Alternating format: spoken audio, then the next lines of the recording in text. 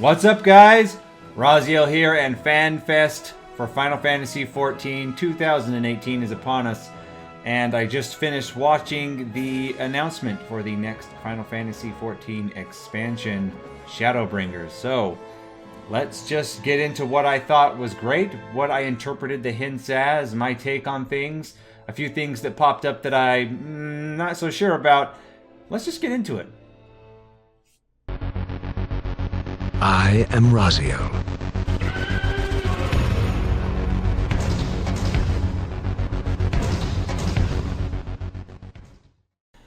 So guys, here we are. Final Fantasy XIV Shadowbringers has been announced with a trailer. I will link in the description to the trailer if you want to go through and watch it yourself. I'm not going to inflate the video time by adding the trailer in here.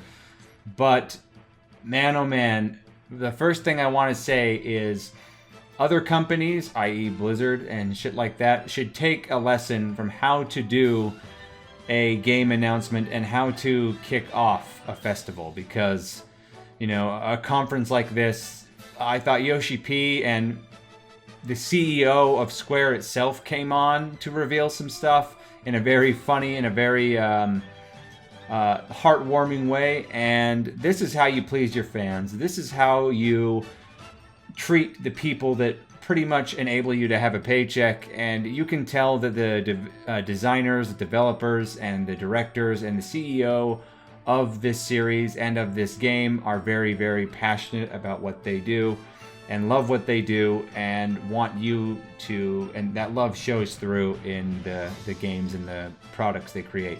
That aside, that's my little jab at Activision Blizzard, but anyway. So, Final Fantasy XIV Shadowbringers is the title of the next expansion, and they showed us quite a bit of stuff. And I'm going to go through in this video each slide that I thought was significant that they showed and give you my opinion on it. And yeah, that's what I'm going to do. So, first and foremost, he announced, and I'll get into this in a little more detail in a minute, but he announced that the Warriors of Light will have to become the Warriors of Darkness. Now, I'll give you my take on that in a little bit.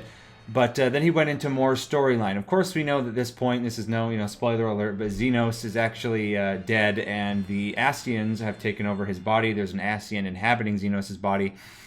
And in patch 4.5, which is coming soon, will be the start of why when we start to learn why we become Warriors of Darkness. As we know, Hydaelyn, the crystal, has grown very, very weak, and that it's losing a lot of support, and so it makes sense so far in context of the story we already have, and the story that we're getting, which is going to focus exclusively on those things. I think is going to be very, very interesting to see how it unfolds. And of course, as you saw later in the stream for FanFest, that 4.5 has some other things in store for us, but we'll get into that when I get to that slide.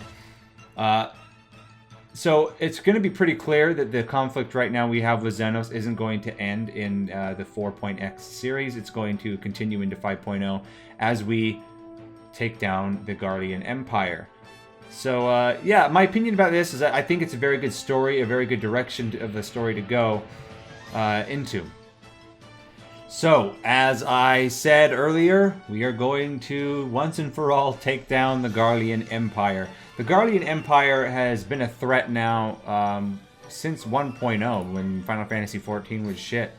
It's been that way for a long time. So, the fact that we're finally getting some tie-ins and storylines that were started back in 1.0 were exacerbated in 2.0 and beyond are finally going to come to a close in the 5.0 in the next expansion, Shadowbringers. And I think that's really, really cool. Now, this is how you tell a fucking story, you know, for any other developers watching. You drop all kinds of hints, all kinds of things, you tie them all up, and you don't resolve them immediately at the end of each expansion and then start over fresh. No, I mean, because even Heaven's Word's story was in 2.0, and then you finally got to explore deeper into it, and it didn't end until the end of 3.0.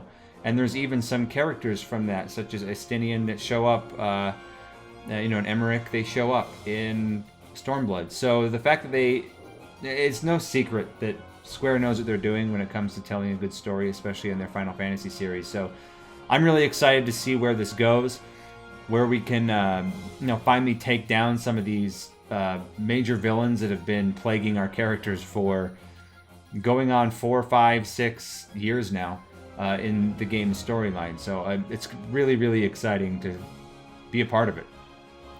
And going into that, if you're caught up on the story currently of Final Fantasy XIV in the current retail release of the game, we were introduced to Solus dos Galvas, the first Emperor, who, it's very clear, again, spoilers alert, if you don't want spoilers, fast forward a little bit till you see the next slide in my video, but he's still alive technically, but in the same way that Xenos is. He is inhabited by an Ascian at this point, if you're up to that point in the story, and it looks like he's going to be one of the main antagonists and someone to watch in 4.5 and 5.0 onward.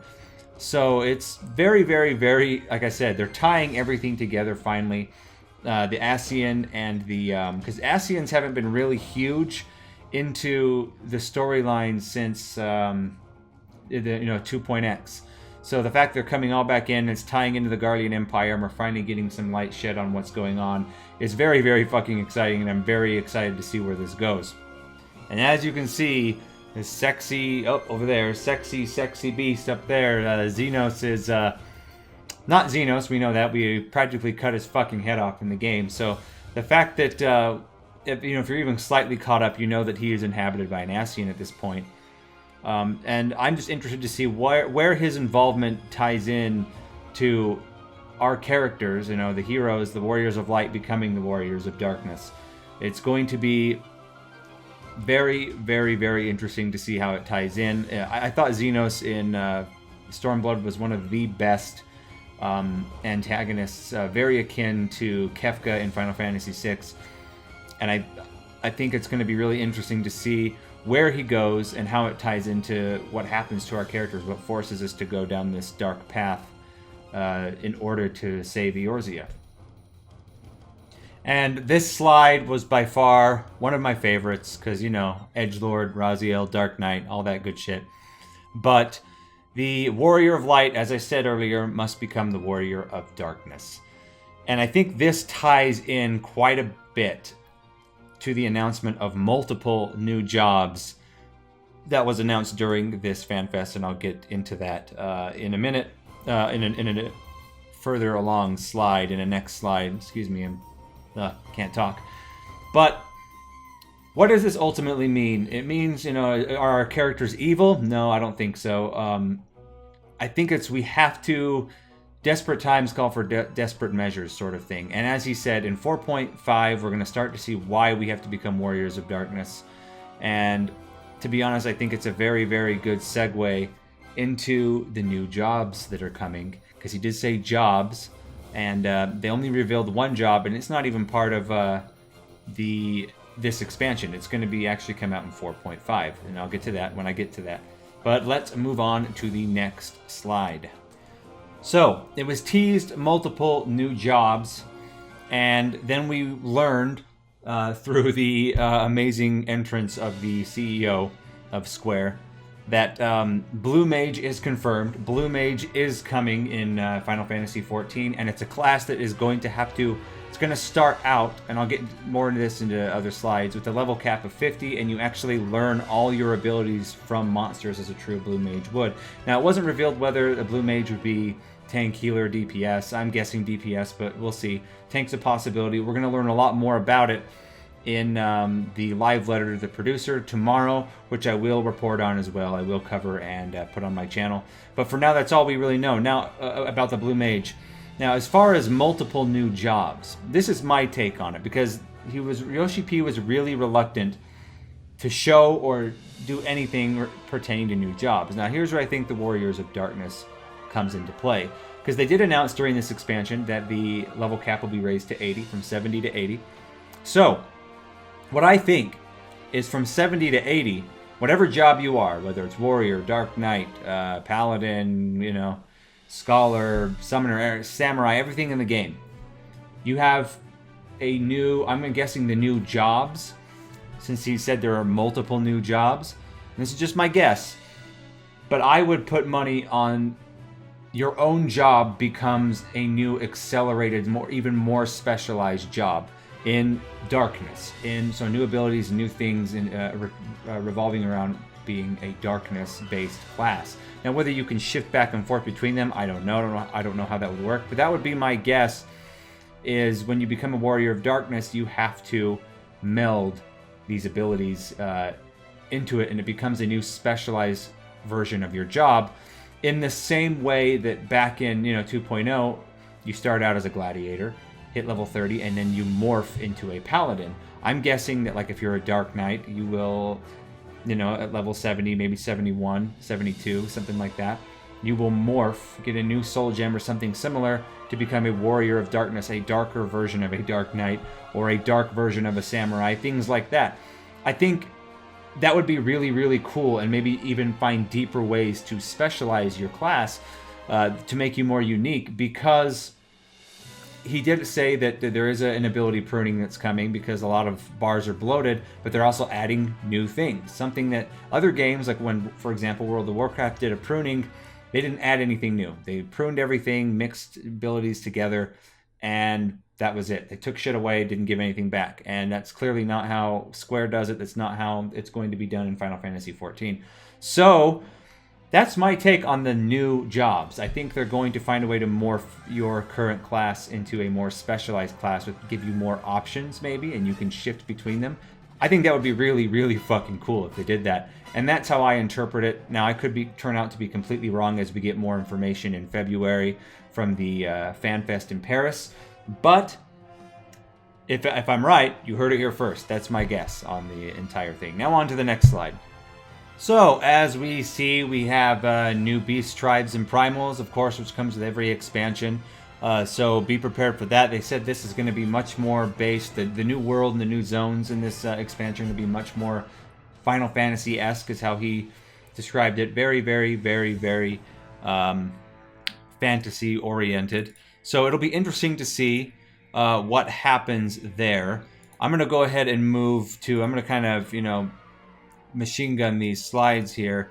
So as you can see here, we are getting one of the new beast tribes is the new Mao, which were in Final Fantasy XI. A lot of people were excited about seeing this as a beast tribe. It'll be interesting to see where they go with this kind of beast tribe. Every Final Fantasy expansion, they tend to add new beast tribes. And if I seem to be going too fast here, you'll understand why very, very soon when I explain. Because they also said they're adding new dungeons. They said there's going to be 9 new dungeons right out of the gate. And as we know, Square tends to add, at least 1 or 2 new dungeons every patch. And so it's very, very cool that we're going to get to start out with 9 dungeons in Final Fantasy XIV Shadowbringers right out of the gate. Let's move on to the next image here, which is they're adding new raids, the new 8-man raids, and they said it's going to be, just as good with improved mechanics over the last 3 iterations of the 8-man raids. So of course we'll be getting savage modes and that kind of thing. To be expected. New alliance raids, and again they did a lot of pointing to Return to Evilise, that it's not done yet. We're still going to get one more 24-man raid before the expansion comes out. And if you've watched any of my previous videos, you know my opinions on the 24-man raids. I think they're fantastic pieces of content. I think they tell a really great story. The mechanics in them are exceptionally fun. However, I do think they are in need of a change in reward and a change in difficulty, is my opinion there, as you know if you've been a follower on my channel for a while. Now, again, like I said, as I go through these, before I comment on the screenshot that's on screen now, I want to say there was only 2 things in this entire FanFest that made me cringe a little bit, that made me go, I don't know if that's good for the game.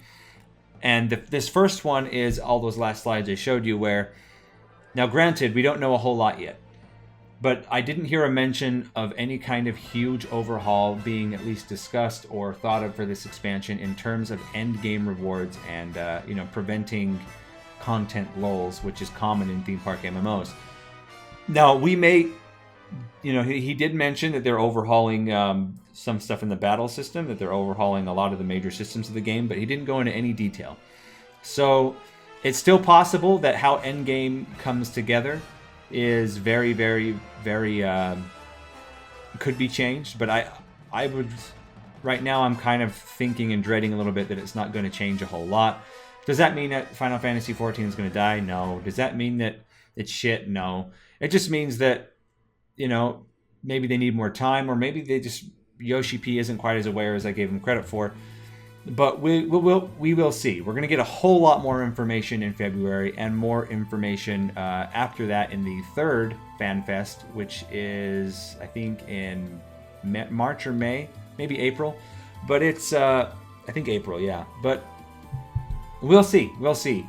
Do I think Final Fantasy XIV can survive another expansion if the end game content model stays exactly the same? Yes, I think it can still survive just fine. However, it needs to change. There needs to be some changes, and I think, the jury's still out on that. I'll make a final comment about that after the other two fan fests and we get more information. I think it's very possible there are going to be some tweaks. They could be small, they could be large, coming to the end game model as we get more information. So the jury's still out on that one. Okay, now on to the crafting. And one thing I've always given Final Fantasy XIV a lot of credit for is the fact that the crafting system in this game is treated with so much respect and so much dignity that no other MMO can match the crafting system in Final Fantasy XIV. The crafting and gathering systems are superb, and in this, they're adding full-on endgame content for Disciples of the Land and Hand. And you say, well, what might that content be? And we got what everybody had been asking for quite some time, which is the restoration of the Holy See of ISHGARD. This was one of the most beloved areas from Final Fantasy XIV Heavensward expansion. And people have been begging, hey, when can we get housing there? When can we... I want to live in ISHGARD, and I want to do all this stuff. And now you can. But like a good MMO company, they want to involve their players. Imagine fucking that. So instead of just going, okay, we added housing to ISHGARD, and in the next expansion, when the patch comes out, where ISHGARD is fixed. No, they're saying, okay, you guys want that? The players will fix it. If you're a crafter and a gatherer, throughout the expansion, you will rebuild ISHGARD after, it was devastated in Heavensward expansion with the Dragon War. You'll rebuild ISHGARD. You will build residential as you contribute and build up ISHGARD. You'll be able to buy land there. You'll be able to put your free company housing there or your personal housing there. People will finally be able to live in ISHGARD, and the players will be responsible for rebuilding ISHGARD. Now, I think this is fucking fantastic. This is how you do something in a game, a big change in a game, something that players have been asking for, but make them be involved in its creation. Make them feel responsible for it, as opposed to just a good example.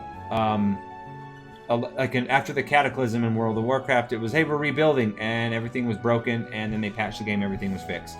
And they said, yeah, everything's rebuilt. Fuck that, man. Make the players be involved, immersed in your game. Make them be like, yeah, I rebuild ISHGARD, man. So I think this is a fucking fantastic reveal, a fantastic change, and it's nothing but good. And anyone who's not into crafting, this may provide a huge amount of incentive to get into crafting. So, next slide. New crafting recipes are coming in Final Fantasy XIV, so that's no surprise. You're gonna get new crafting recipes. You're gonna get new armor to build, new gear, things like that, as you can see here in the next slide. Now, this slide I want to talk about is the other red flag that popped up for me. Now, if you're not familiar with the trust system in Final Fantasy XI, it wasn't in the game when I played 11, but I did some research on it since. The trust system is essentially you could get an NPC, a major storyline NPC, to come with you and do activities with you. Now, and I think that's great that they're adding that in 14. Now, what rose the red flag for me is they said you can do the dungeons with them. So it's been a common theme in theme park MMOs, no pun intended, that if you're a DPS class, the queue to get into a dungeon is always longer. There's always a tank and healer shortage for a lot of activities, and which kind of sucks. And no company has really found an answer to that. You know, adding new tank classes doesn't help. Adding huge bonuses to tanks and healers to queue helps a little bit, but not a whole lot. So what they're doing is adding in, you can do all the dungeons kind of solo by getting an NPC, a major storyline character NPC to come with you, and they're going to add more NPCs later on that will join your party and can do that with you. Now, I think this is both good and very bad. Let me explain myself. It's good for solo players who, you know, they get on one night and they don't want to sit in a queue for 40 minutes, 30, 40 minutes to do a dungeon, and they're like, man, I'm leveling, you know, from 70 to 80 as a samurai, and it's taking me longer than my friends that play tank or healers because I have to sit in this queue forever. That's fine. This will work out really, really well for them because then they can still get their content complete. Now, where this hurts the game is because this is an MMO. It's not a single-player game. So in a way, it kind of goes against the community, goes against finding friends. Now, granted, you're not going to be able, as far as we know, you're not going to be able to do raids, the 8-mans or the 24-mans, or any of the more challenging content with an NPC trust. That's not going to work. You're not going to be able to do that. Just the 4-man dungeons and shit like that. How they can kind of fix this is if they add a harder mode for dungeons, which we don't know, and hopefully they do. We didn't get any information about this. And I think they do need to add a harder mode for dungeons. I think you shouldn't be able to do the trust system in a harder mode dungeon. If you're doing it regular, you know, to get through the story, to level up, I think it's fine. But if it turns into every day you're doing your roulettes, every day you're doing your, you know, your daily missions, your daily dungeons, and you just grab an NPC and go and don't have to interact or play with any other players, that's where I think it starts to get bad. I think that's where we start to get problems. And so we'll see how they address this. We'll see how it affects the economy and how it affects the player base in terms of interaction with the rest of the community. We will see. The jury's out, but I personally don't like it. I don't think it's a good change. But I could be wrong. They could turn it into something great. And we'll see. Okay, now this next system, the New Game Plus system. Again, it's another little bit of a red flag. Not near as bad as I feel about the trust system, but they said a lot of people were asking for this. A lot of people wishing they could go back to 2.0, to 3.0, and re-experience storylines. Because right now in the game, the only way you can really re-experience the story is you can only go back in an inn or in your house and you can re-watch the cutscenes. However, this will allow you to play through the entire story again. Now, it's not clear whether or not you'll get experience for doing this. I don't know. It's not clear. You know, they made it. Actually, they did make it pretty clear you can't just pick and choose, but you can go back through your main job quests and the storyline quests if you so choose. But you have to start from the beginning, is how it sounded.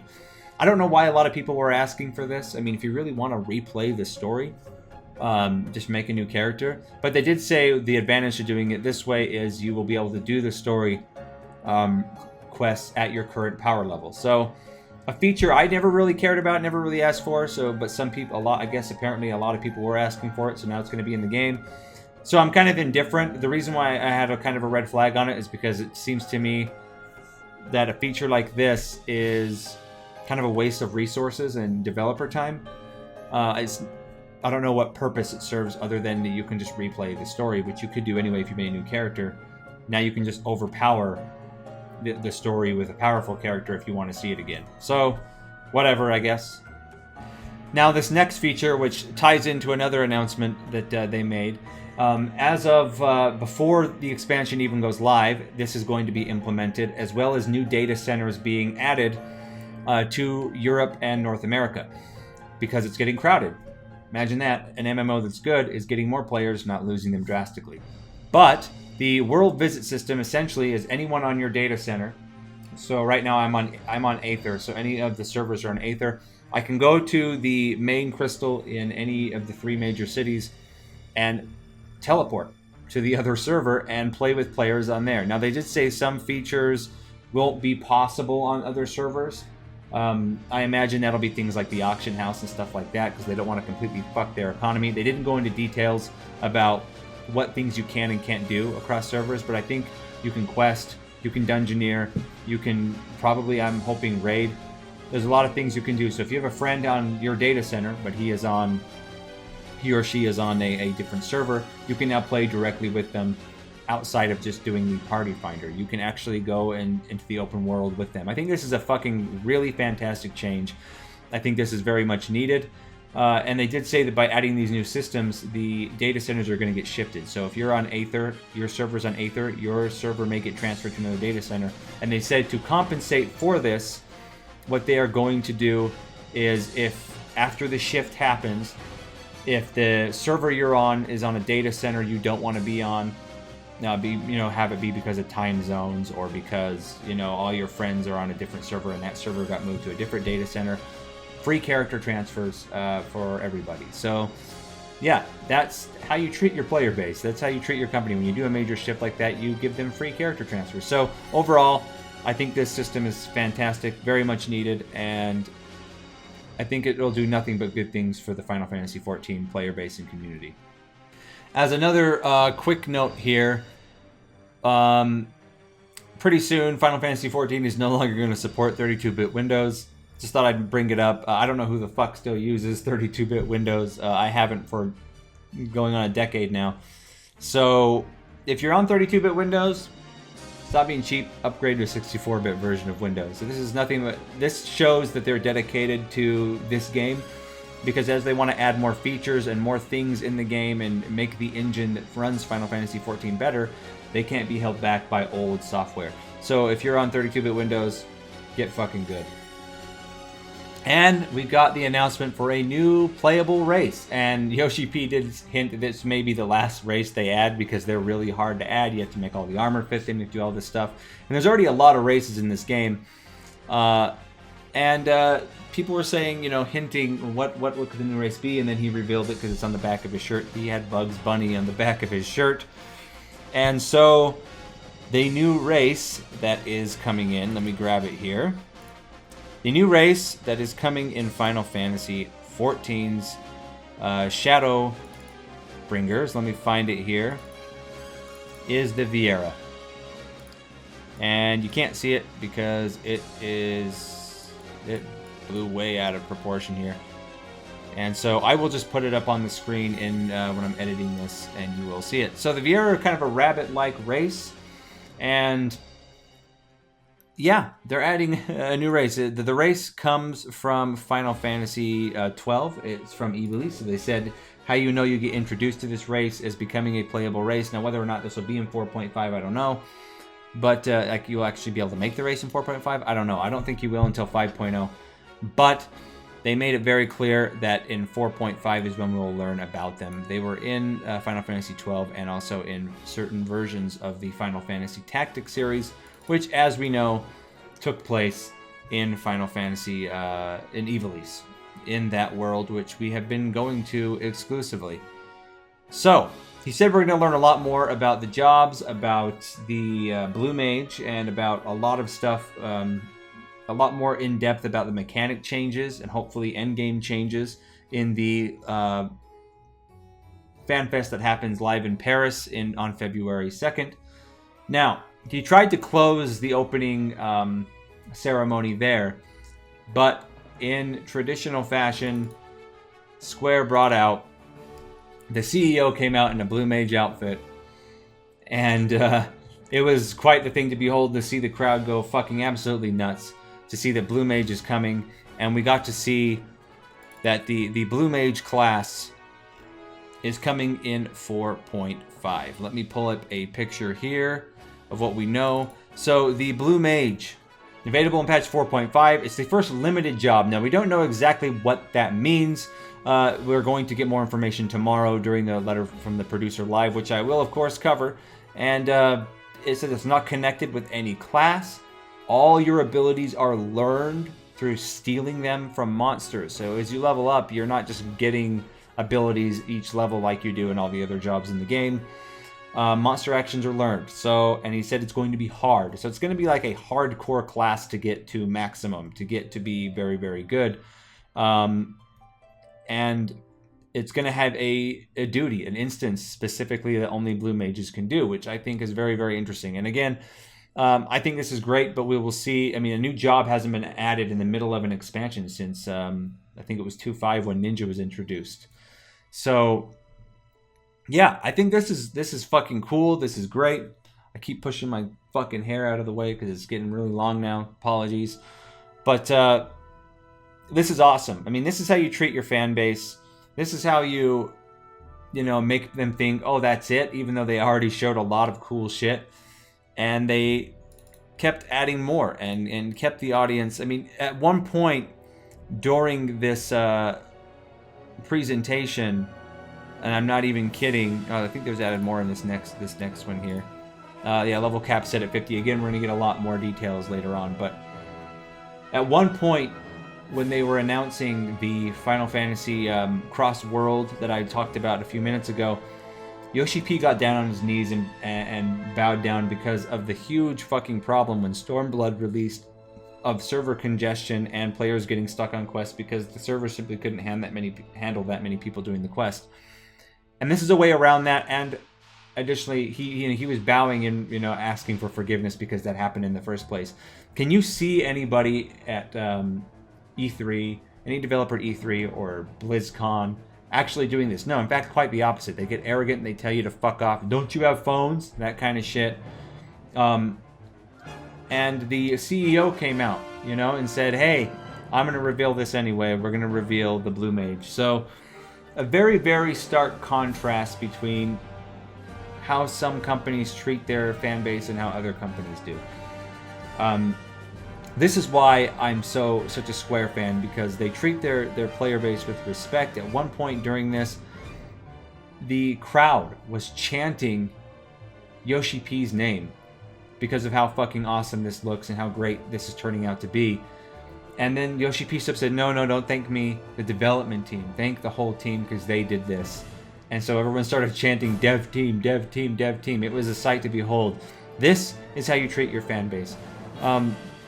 So overall, guys, let me throw up one more image here. What was your impression of what we have learned so far for Shadowbringers? What do you guys feel is good? What do you think is bad? What are you not so sure about?